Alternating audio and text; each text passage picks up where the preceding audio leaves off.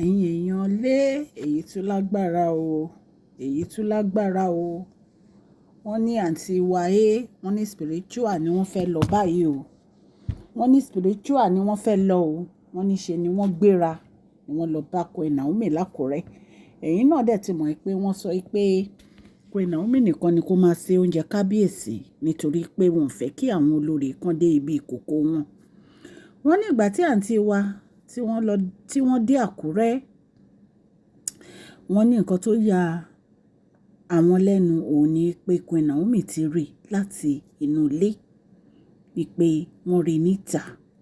Wọ́n ní bí wọ́n ṣe wá rí, wọ́n rí spirit tó wà nínú ẹ̀ tó jẹ́ pé ó ń fì báyìí, ó ń fì báyìí, ó ń fì báyìí.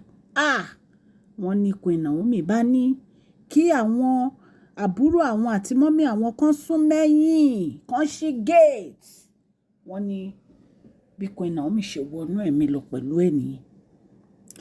Wọ́n ní ìgbà tí wọ́n máa ṣí gate tí Queen Naomi bọ́ sísàlẹ̀, ẹ̀yin èèyàn lé ẹ jẹ́ ká jọ wọnú gist.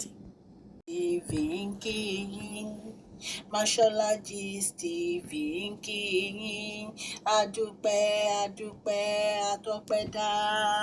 Mashola Gist TV ń kí yín, Mashola Gist TV ń kí yín o. Ó ní ẹ ṣé o, lọ́wọ́ ọkùnrin, lọ́wọ́ obìnrin, lọ́wọ́ ọmọdé, lọ́wọ́ àgbà, lórí gbogbo bẹ́ẹ̀ ṣe ń comment, tẹ́ ń like, tẹ́ ń share. Adúpẹ́ ní ọwọ́ gbogbo yín. Mashola Gist TV ń kí yín. Ẹ̀yin olólùfẹ́ wa, ẹ káàbọ̀ sí Mashola Gist TV. Ṣé àlàáfíà ni ẹwà gbogbo lè ń kọ́?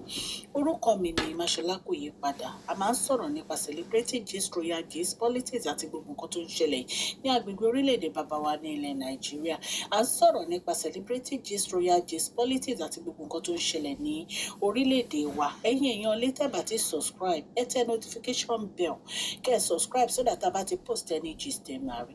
A ń sọ Yorùbá lórí channel yìí nítorí pé a fẹ́ gbàgbé àṣà àti èdè wa. Ẹ̀yin èèyàn lé à ń ṣe advert lọ́lọ́kùn òjọ̀kan lórí channel yìí, ẹ kàn sí wa ní Mashola Gist TV. Ọlọ́run Elédùmarè á bá mi gọ́wọ́ yín sókè o. Ọlọ́run Elédùmarè á bá mi ran gbogbo yín lọ́wọ́ o. Òkè òkè ni ọlá yín á máa lọ o. Ọlá yín ò ní lọ ìsàlẹ̀ láíláí. Queen Naomi ní kán ṣí gate, kán ṣí everywhere kó open. Wọ́n ní ìgbà tí àǹtí wa wọ inú gate, wọ́n ní bí Queen Naomi ṣe bẹ̀rẹ̀ sí speak in tongues nìyẹn. Náà bẹ̀rẹ̀ sí rọ òjò àdúrà yìí. Ni àwọn màláíkà ń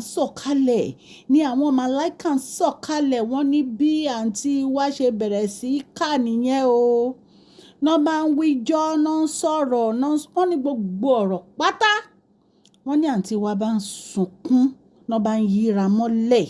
Ẹ̀yin èèyàn lé, èyí tún lágbára o. Ìgbà tí mo tún gbọ́ gist mo ní ìpè yìí ṣẹlẹ̀ ní Àkúrẹ́. Ta ló lè kọjú ìjà sí ọmọ Ọlọ́run? Kò sí. Ta ló lè kọjú ìjà sí ọmọ Ọlọ́run? Kò sí. Wọ́n ní làǹtí wa bá ń yíra mọ́lẹ̀, náà ń sọ gbogbo ẹ̀. Wọ́n nígbà tó yá ara wọn wá wálẹ̀. Wọ́n ní gbogbo ẹ̀dẹ̀mẹ́pà tí wa máa ń múra gan. Aṣọ funfun náà máa ń wọ̀ tí gbogbo ẹ̀ máa ń mọ́ fẹ́nífẹ́ní. Wọ́n ní gbogbo aṣọ wọn ti dọ̀tí. Wọ́n ní bí Queen Naomi ṣe ní kó gbé chair wá nìyẹn fún wọn. Wọ́n bá jókòó, wọ́n bá ń ké, wọ́n ní kán clean ara wọn pẹ̀lú omi. Eventually bí àǹtí wa ṣe dìde nìyẹn, náà bá láwọn ń lọ. Wọ́n ní nǹkan tó gbé àǹtí wa wá láti ibi tán ti wá Ilé Ifẹ̀. Wọ́n ní àǹtí wo lè sọ nǹkan kan tó fi kúrò.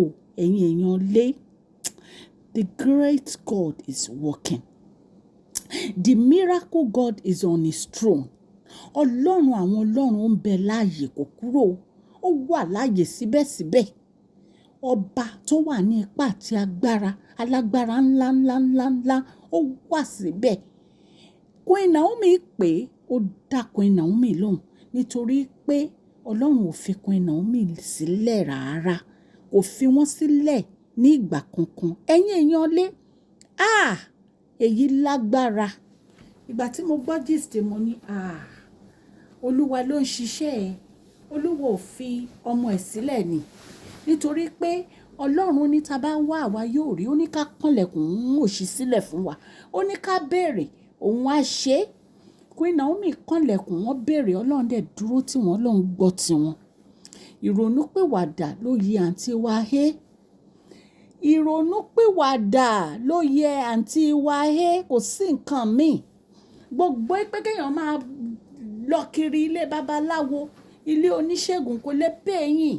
Àfi tẹ́ ẹ bá sọ̀rẹ́ńdà fún Ọlọ́run ọba, tẹ́ ẹ ronúpìwàdà. Nítorí pé gbogbo àwọn nǹkan tẹ́ ẹ lọ ń ṣe ẹ fẹ́ fi ṣèkà ni. Ẹ ṣe láti fi tún ayé ọmọ ẹnìkejì ṣe. So nítorí ìdí èyí kò ní jẹ́ àfi kẹ́ ẹ tọrọ ìdáríjì ẹ̀ṣẹ̀, kẹ́ ẹ ronúpìwàdà, kẹ́ ẹ túbá níwájú Ọlọ́run Elédùmarè. Wọ́n ní spirit yẹn ṣe fò jáde nìyẹn nígbà tí Queen Naomi bẹ̀rẹ̀ sí speak in tongues, tó ń sọ̀rọ̀ ẹ̀mí mímọ́, tó ń rọ̀jò ẹ̀mí mímọ́. Wọ́n ní spirit yẹn fò jáde lára ẹ̀. Wọ́n ní ara ẹ̀ wá balẹ̀. Ẹ̀yin èèyàn lé, Ọlọ́run má jẹ́ ká tojú bọ ibi tí ò yẹ ká tojú bọ̀. Pé ẹlòmíì ọ̀tọ̀ ní nǹkan tó ń wá, ọ̀tọ̀ ní nǹkan tó máa gbélé lọ́wọ́. Bí ó ṣe gba deliverance nìyẹn o lọ́wọ́ Queen Naomi. Ẹ̀yin èèyàn lé, gist tá gbọ́ níta ní ká mú wá fún yín. Mo dúpẹ́ lọ́wọ́ gbogbo yín o fún àdúrótì yín lórí channel yìí. Tí n bá ti gbọ́ update gist, màá mú wá. Ẹ ní fojú sunkún ọmọ o, ẹ ní fọwọ́ yín gbọ́mọ sí o.